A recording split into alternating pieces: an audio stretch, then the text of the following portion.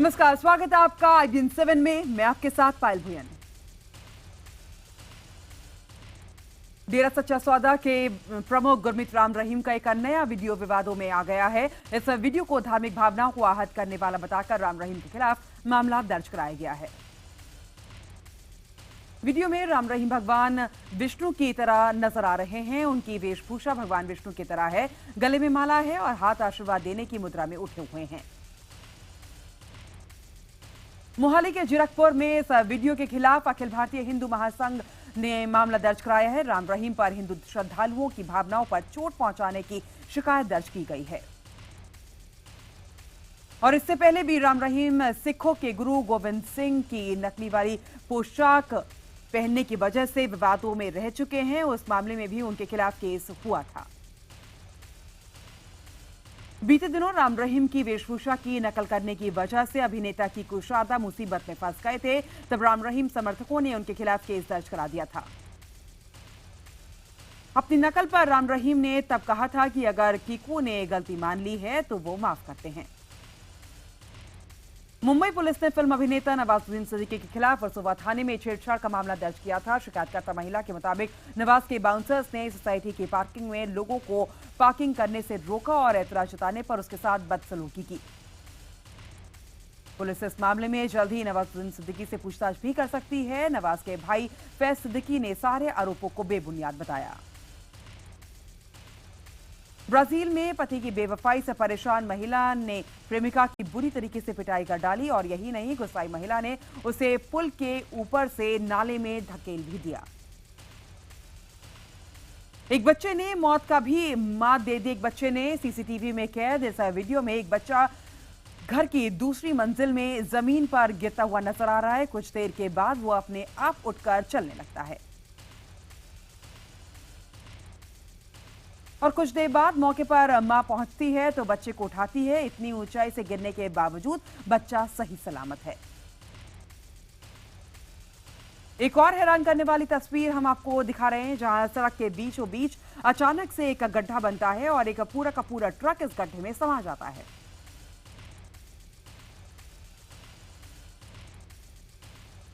Mexico के Colima ज्वालामुखी में फटने से 3000 मीटर तक आसमान धुएं में गुब्बार से भर गया। ज्वालामुखी मेक्सिको शहर के 692 किलोमीटर दूर है। ज्वालामुखी के फटने से किसी तरीके के नुकसान की खबर अभी तक नहीं है। बुल्गारिया में तापमान -10 डिग्री तक पहुंच गया है। पूरा इलाका बर्फ की चादर में ढक गया है। इस भीषण ठंड के बावजूद बच्चे और बड़े इस ठंड और बर्फ का पूरा मजा ले रहे हैं। चीन के चशियांग शहर में एक शख्स अपना ATM कार्ड मशीन में भूलकर चला गया तो उसके बाद वहां पहुंचे व्यक्ति ने उसे सारे पैसे निकाल लिए। बाद में पुलिस ने इस शख्स को पकड़कर पैसे बरामद कर लिए। यूनाइटेड किंगडम में रविवार को एक बेकाबू कार शीशे की खिड़की तोड़कर दुकान में घुस गई। इस हादसे में किसी की जान नहीं गई है। दिल्ली के मुख्यमंत्री अरविंद केजरीवाल पर रविवार को भाषण के दौरान एक महिला ने स्याही फेंक दी। इसके बाद महिला को हिरासत में ले लिया गया, लेकिन बाद में महिला को नीचे मुचल के पर रिहा भी कर दिया गया। दिल्ली पुलिस ने रिहाई के लिए दलील दी है कि बगैर पूर्व इजाजत के सूर्यास्त के बाद वो किसी महिला को गिरफ्तार नहीं कर सकते। स्याही फेंकने के बाद महिला ने केजरीवाल की तरफ कुछ कागज के पन्ने भी उछाले। महिला का आरोप है कि दिल्ली में CNG स्टिकर घोटाला हुआ है। स्याही फेंकने वाली महिला अपना नाम भावना बता रही हैं और अपने आप को वो आम आदमी सेना का कार्यकर्ता बताती हैं। महिला के मुताबिक उसके पास CNG ट्रांसपोर्ट घोटाले से संबंधित कुछ कागजात और CD हैं। पिछले 1 महीने में वो मुख्यमंत्री से मिलने की कोशिश कर रही थी, लेकिन उसे मिलने नहीं दिया जा रहा था। स्याही कांड पर राजनीति गर्मा गई है। घटना के फौरन बाद दिल्ली के उप मुख्यमंत्री मनीष सिसोदिया ने स्याही कांड को बीजेपी की साजिश करार दिया है। उन्होंने दिल्ली पुलिस पर भी साजिश में शामिल होने का आरोप लगाया। सिसोदिया ने कहा कि यह सुरक्षा में चूक का मामला है, इस वजह से केजरीवाल की जान को खतरा भी हो सकता है। इधर गृह राज्य मंत्री किरेन रिजिजू ने घटना की निंदा करते हुए कहा है कि यह जांच का विषय है। उन्होंने सिसोदिया के आरोपों को दुर्भाग्यपूर्ण बताया। बीजेपी और कांग्रेस ने घटना की निंदा तो की, लेकिन साथ ही CI कांड को केजरीवाल के खिलाफ लोगों का गुस्सा भी बताया। दिल्ली सरकार आज ऑड इवन योजना की समीक्षा करेगी। ऑड इवन योजना खत्म होने के बाद आज सप्ताह के पहले कामकाजी दिन पर ट्रैफिक और प्रदूषण पर लोगों की नजर जरूर रहेगी। दिल्ली सरकार और केंद्र के बीच एक बार फिर तनातनी बढ़ती हुई नजर आ रही है। केंद्र की तरफ से नियमों में बदलाव के चलते अब दिल्ली सरकार के मंत्री जेसीए की बैठक में हिस्सा नहीं ले पाएंगे। जेसीए ही अधिकारियों की पोस्टिंग तय करती है। ऑल इंडिया सर्विसेज नियमों के बदलाव के करते हुए department of personal and training ने कहा है कि जेसीए मीटिंग में अब सिर्फ अधिकारी ही हिस्सा ले पाएंगे। प्रधानमंत्री नरेंद्र मोदी ने चिट्ठी लिखकर दिल्ली पुलिस से कहा है कि जब भी उनका काफिला गुजरे तो आम लोगों को किसी तरीके की परेशानी नहीं होनी चाहिए। जम्मू कश्मीर में सियासी समीकरणों को तोलने के लिए हुई पीडीपी की बैठक 5 घंटे तक चली। बैठक में महबूबा मुफ्ती को सर्वसम्मति के आगे के फैसले लेने के लिए अधिकृत कर दिया गया है। पीडीपी प्रवक्ता नईम अख्तर ने कहा है कि पीडीपी और बीजेपी के बीच जो एजेंडा ऑफ अलायंस है वो दोनों पार्टियों को साथ लेकर चलने के लिए मार्गदर्शक है। चेन्नई एयरपोर्ट से वाईएसआर कांग्रेस के सांसद मिथुन रेड्डी को मारपीट के आरोप में गिरफ्तार किया गया है। पिछले साल 26 नवंबर को मिथुन रेड्डी पर तिरुपति एयरपोर्ट पर एयर इंडिया के एक अधिकारी से मारपीट का आरोप है। केंद्रीय मंत्री बीरेंद्र सिंह ने विवादास्पद बयान दिया है। उन्होंने राजस्थान के झुंझुनू में कहा है कि जिले में सैनिकों की सर्वाधिक संख्या होना यहां के पिछड़ेपन की निशानी है। अमेठी दौरे के दूसरे दिन केंद्रीय मंत्री स्मृति ईरानी ने कांग्रेस उपाध्यक्ष राहुल गांधी पर जमकर निशाना साधा। स्मृति ने राहुल पर बड़े मसलों पर चुप रहने का आरोप लगाया। और यही नहीं, स्मृति ने कहा कि अमेठी में कई कार्यों के लिए शिलान्यास के पत्थर रखे गए हैं लेकिन अब तक कोई काम शुरू नहीं हो पाया है। कोलकाता में Audi hit and run case में IBN 7 के पास एक चश्मदीद का वीडियो है। इसमें आरोपी सांबिया सोराब के दोस्त जॉनी ने दावा किया है कि हादसे से पहले सांबिया ने उनके साथ जमकर शराब पी थी। और इस बीच लोकल कोर्ट ने आरोपी सांबिया को 14 दिन की पुलिस हिरासत में भेज दिया है। उस पर नशे में बेकाबू कार से वायुसेना के ड्रिल इंस्पेक्टर को कुचलने का आरोप है। आरजेडी अध्यक्ष लालू प्रसाद यादव ने नीतीश कुमार से किसी भी तरह के मनमुटाव से इनकार किया है। और इससे पहले मीडिया में खबरें सामने आई थी कि कानून व्यवस्था के मुद्दे पर लालू प्रसाद यादव और नीतीश के बीच खटपट चल रही है। लालू प्रसाद यादव को 9वीं बार राष्ट्रीय जनता दल का राष्ट्रीय अध्यक्ष चुन लिया गया है। पटना के श्री कृष्ण मेमोरियल हॉल में आरजेडी की राष्ट्रीय परिषद की बैठक में लालू को अध्यक्ष चुना गया।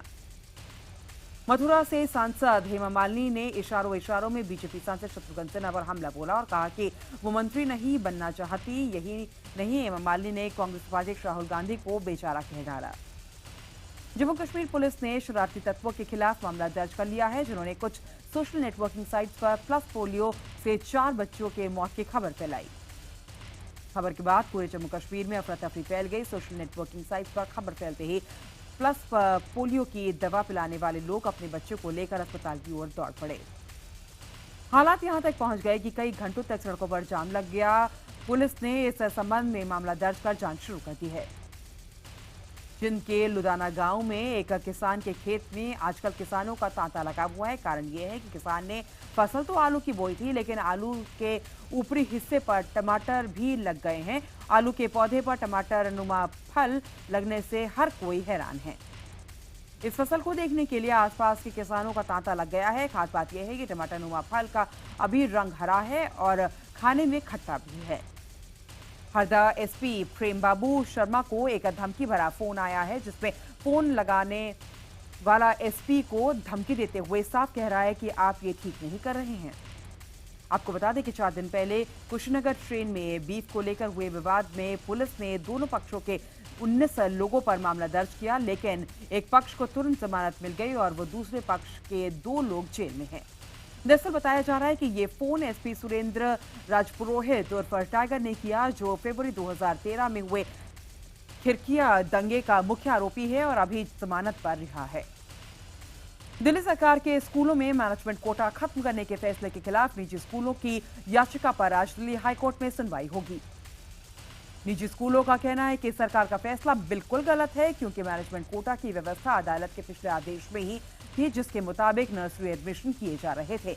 21 से 25 जनवरी तक आयोजित होने वाले लिटरेचर फेस्टिवल के आयोजन स्थल के लिए अनुमति नहीं देने वाले डीसीपी रवदीप गौड़ का तबादला कर दिया गया है। हालांकि इस बारे में सरकार का कहना है कि डीसीपी का ये तबादला रूटीन है।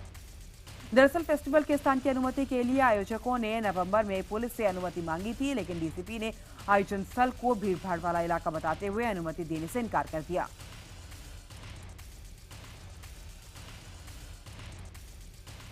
दिल्ली सरकार ने बॉलीवुड किंग खान सहित कई सितारों की पान मसाला का विज्ञापन न करने की अपील की है। दिल्ली सरकार ने सितारों को एक चिट्ठी लिखकर यह अपील की। सरकार ने ये चिट्ठी शाहरुख खान, अजय देवगन, सैफ अली खान, गोविंदा, अरबाज खान, सनी लियोनी को लिखी है। दिल्ली सरकार ने चिट्ठी में लिखा है कि इन सभी सितारों को पान मसाला जैसे विज्ञापनों को नहीं करना चाहिए। मशहूर पाकिस्तानी गजल गायक गुलाम अली के मुंबई से सटे ठाणे में 11 से लेकर 14 फरवरी तक होने वाले ठाणे फेस्टिवल में शामिल होने के मामले में शिवसेना और एनसीपी आमने सामने आ गए हैं। हालांकि गुलाम अली के महाराष्ट्र में किसी भी कार्यक्रम को लेकर शिवसेना ने पहले ही धमकी दी है कि वो किसी भी हालत में पाकिस्तानी गायक गुलाम अली को कोई भी कार्यक्रम वहां पर नहीं करने देंगे। रोहित नाम के पीएचडी स्टूडेंट ने हैदराबाद सेंट्रल यूनिवर्सिटी के अपने हॉस्टल में खुद को फांसी लगाकर खुदकुशी कर ली। गुंटूर के रहने वाले रोहित के कमरे से पुलिस को एक सुसाइड नोट भी बरामद हुआ है। बताया जा रहा है कि पिछले 1 साल से ये बच्चे कॉलेज में प्रोटेस्ट कर रहे हैं कि जिसके चलते इन्हें कॉलेज से बॉयकॉट किया गया था और हॉस्टल से भी निकालने के लिए कहा गया था। उत्तर प्रदेश के लखीमपुर खीरी में बदमाशों ने एक ही परिवार के 3 बहनों को अगवा कर लिया है और उनके परिवार वालों से 50 लाख की फिरौती की मांग कर रहे हैं। दरअसल तीनों बहनें अपनी मां और नौकरानी के साथ घर के बाहर आग ताप रही थी कि अचानक 3 बाइक पर 6 बदमाश आए और मां और नौकरानी को धक्का मारकर गिरा दिया गया और तीनों बहनों को बाइक पर बिठाकर वो लेकर फरार हो गए। घटना के बारे में पता चलते ही पुलिस ने इलाके की घेराबंदी कर ली है, लेकिन अपहरणकर्ताओं का कोई सुराग अब तक हाथ नहीं लगा है। बिहार के पटना में शनिवार को फायरिंग में मारे गए सराफा व्यापारी के पिता की मौत हो गई है। बताया जा रहा है कि बेटी की हत्या की खबर के बाद उन्हें दिल का दौरा पड़ा, जिसके बाद उनकी मौत हो गई। बीजेपी नेता रामकृपाल यादव ने नीतीश सरकार पर हमला बोला है। रामकृपाल यादव ने कहा है कि एक तरफ लालू की बोली चल रही है तो दूसरी तरफ अपराधियों की गोली। ऐसे में सीएम नीतीश कुमार चुप्पी साधे हुए हैं। वहीं इस पूरे विवाद पर बोलते हुए सीएम नीतीश कुमार ने कहा है कि कानून अपना काम कर रहा है। रविवार की सुबह दिल्ली पुलिस के एक सब इंस्पेक्टर ने पहले अपनी प्रेमिका की गोली मारकर हत्या कर दी और फिर खुद को भी गोली मार ली। इलाज के दौरान इस सब इंस्पेक्टर की भी मौत हो गई। सूत्रों के मुताबिक मृतक पुलिस वाले की महिला मित्र उसे लंबे समय से ब्लैकमेल कर रही थी और इतना ही नहीं, महिला मित्र ने पुलिस वाले पर रेप का भी आरोप लगाया था, लेकिन बाद में समझौता हो गया था। वहीं पुलिस वाले की पत्नी ने अपनी पति के खिलाफ शादी के बाद अवैध संबंध की शिकायत आला अधिकारियों से भी की थी। पुलिस दोनों परिवारों के बयान दर्ज कर के किसी नतीजे पर पहुंचने की कोशिश कर रही है। शुक्रवार को कोलकाता के पालम एवेन्यू इलाके में एक ही परिवार के 3 सदस्य मृत पाए जाने से मामले में एक नई गुत्थी अभी सुलझी नहीं है। मामले में अब तक शक की सुई पति पर है, जिसका गला काटा मिला है। फिलहाल घायल पति को नर्सिंग होम में भर्ती करवाया गया है। पुलिस परिवार के अन्य 3 लोगों से भी पूछताछ कर रही है जो हादसे के वक्त घर में मौजूद थे। उत्तर प्रदेश के इलाहाबाद में बाइक सवार बदमाशों ने दवा व्यवसायी को लूट लिया। व्यापारी बैंक में से 1,80,000 रुपए जमा करने जा रहा था। बदमाशों ने युवक की पीठ में गोली मारी और नोटों का बैग छीनकर वो फरार हो गया। पुलिस की घटना सीसीटीवी में ये जो है पूरी कैद हो गई। पटना के पीएमसीएच यानी पटना मेडिकल कॉलेज में एक पीजी डॉक्टर की जमकर पिटाई की गई। डॉक्टर की आंखों पर और पैरों पर गंभीर चोटें आई हैं। बताया जा रहा है कि पीएमसीएच में बाहर से आए लोगों ने घटना को अंजाम दिया है। डॉक्टर की पिटाई के विरोध में इमरजेंसी के बाहर डॉक्टर्स ने भी हंगामा किया।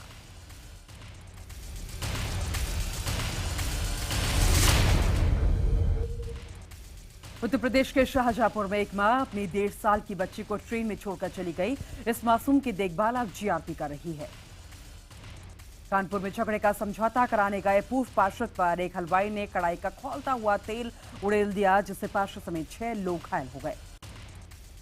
घटना के बाद हलवाई और उसके लड़के दुकान बंद कर वहां से फरार हो गए। घायलों की शिकायत पर एफआईआर दर्ज कर पुलिस आरोपियों की तलाश कर रही है। बिहार के मुजफ्फरपुर में स्टेट बैंक से चोरों ने 8 लाख रुपए और 50 लाख का सोना चोरी कर लिया है। चोरों ने गैस कटर का इस्तेमाल कर घटना को अंजाम दिया। उत्तराखंड के उत्तरकाशी में नशे में धुत कार सवार सिपाही ने सड़क पर खड़ी कार को टक्कर मार दी, जिससे वहां लंबा जाम लग गया। गुस्साए लोगों ने सिपाही की जमकर धुनाई भी कर दी। उत्तर प्रदेश के रायबरेली में कार सवार बदमाशों ने रोड पार कर रहे युवक को कहासुनी के बाद सरेआम गोली मार दी और मौके से फरार हो गए। घायल युवक को गंभीर हालत में अस्पताल में भर्ती कराया गया है। अमेठी दौरे पर पहुंची केंद्रीय मंत्री स्मृति ईरानी से साक्षर भारत मिशन प्रेरक वेलफेयर एसोसिएशन के लोगों ने मंदाय सहित कई और मांगों के पूरे होने पर नाराजगी वहां पे जताई है। स्मृति ने उन्हें मदद का भरोसा भी दिया है। राजस्थान के झालावाड़ जिले में पुलिस ने नाकेबंदी के दौरान एक शख्स को 10 किलो गांजे के साथ गिरफ्तार किया गया है। पकड़ा गया शख्स ये गांजा तस्करी के लिए ले जा रहा था। इंदौर में एसिड से भरा एक टैंकर अनियंत्रित होकर पलट गया। इस घटना में ड्राइवर टैंकर के नीचे ही दब गया, जिसे बड़ी मशक्कत के बाद बाहर निकाला जा सका। भोपाल के एमपी नगर में बदमाशों ने सरेआम कट्टा लहराकर जमकर हंगामा किया। मौके पर पुलिस ने पहुंचने के बाद बदमाश वहां से फरार हो गए। पुलिस एक ही बदमाश को पकड़ने में कामयाब हो पाई। उत्तर प्रदेश के कैबिनेट मंत्री शिवपाल यादव ने जिला पंचायत चुनाव में सपा उम्मीदवार की हार पर कहा है कि जिन लोगों ने चुनाव में ईमान बेचा है उनकी जांच कराकर सख्त कार्रवाई की जाएगी। कुरुक्षेत्र के गांव दानीपुर में की एक बेटी मोनिका ने अपनी शादी को मिसाल बना दिया है, जहां बिना दहेज और बिना बैंड बाजा बारात के महज 500 रुपए में शादी की गई। शादी में महज 1 रुपए का कन्यादान भी किया गया। बीकॉम तक पढ़ाई करने वाली मोनिका दहेज के सख्त खिलाफ थी और इसी के चलते वो 2 बार शादी का प्रस्ताव भी ठुकरा चुकी थी। बौद्ध महोत्सव का उद्घाटन करने आए बिहार के मुख्यमंत्री नीतीश कुमार ने महाबोधि मंदिर में भगवान बुद्ध की प्रतिमा की पूजा की और बोधि वृक्ष के नीचे ध्यान लगाया। नीतीश कुमार ने महाबोधि मंदिर के बाद श्रीलंका द्वारा स्थापित Mahabodhi society of India monastery में भी पूजा अर्चना की। नोएडा के सेक्टर 56 के एक पार्क में बेंच पर युवक की लाश मिली है। मृतक युवक के पास से पुलिस को पहचान का कोई भी दस्तावेज नहीं मिला। ऑस्ट्रेलिया के खिलाफ मेलबर्न वनडे में भी टीम इंडिया को 3 विकेट से हार का सामना करना पड़ा। भारत के 295 रनों के स्कोर का पीछा करते हुए कंगारू टीम 7 गेंदों रहित ही सीरीज पर कब्जा उन्होंने कर लिया। ऑस्ट्रेलिया की जीत के हीरो रहे ग्लेन मैक्सवेल, जिन्होंने 83 गेंदों में 96 रनों की पारी खेली। मैन ऑफ द मैच बने ऑस्ट्रेलियाई बल्लेबाज ग्लेन मैक्सवेल ने भारतीय बल्लेबाज पर चुटकी लेते हुए कहा कि भारतीय बल्लेबाज सिर्फ अपने रिकॉर्ड के लिए खेलते हैं। मेलबर्न में ऑस्ट्रेलिया के खिलाफ विराट कोहली ने 117 रन की पारी खेली है। इस दौरान उन्होंने सबसे तेज 7000 वनडे रन और सबसे तेज 24 शतक का रिकॉर्ड भी अपने नाम किया। ऑस्ट्रेलिया के खिलाफ तीसरे वनडे में भारत की ओर से 2 खिलाड़ियों ने अपने इंटरनेशनल करियर की शुरुआत की। ऋषि धवन और गुरकीरत सिंह मान को प्लेइंग 11 में शामिल किया गया। दक्षिण अफ्रीका के कैप्टन एबी डिविलियर्स ने संकेत दिया है कि वो टेस्ट क्रिकेट में टीम के साथ लंबे समय तक बने रह सकते हैं। अफगानिस्तान के जलालाबाद में हुए आत्मघाती हमले में 11 लोगों की जान चली गई, जबकि 13 लोग घायल हो गए। हमलावर ने खुद पर बंदे विस्फोट को उड़ा लिया। वेस्ट बैंक में इजरायली सुरक्षा बलों से प्रदर्शनकारियों की मुठभेड़ हो गई। ये प्रदर्शनकारी उस पत्रकार को छोड़ने की मांग कर रहे थे जो पिछले 50 दिनों से भूख हड़ताल पर है। रोमानिया में भारी बर्फबारी ने जीना मुश्किल कर दिया है। ब्लैक सी पोर्ट इलाके में कई हाईवे और सड़क भारी बर्फबारी की वजह से बंद कर दिए गए हैं। ब्राजील के रियो डी जेनेरियो शहर में हजारों लोग कार्निवल के रंग में रंगे हुए नजर आए। यहां पर स्ट्रीट फेस्टिवल शुरू हो चुका है।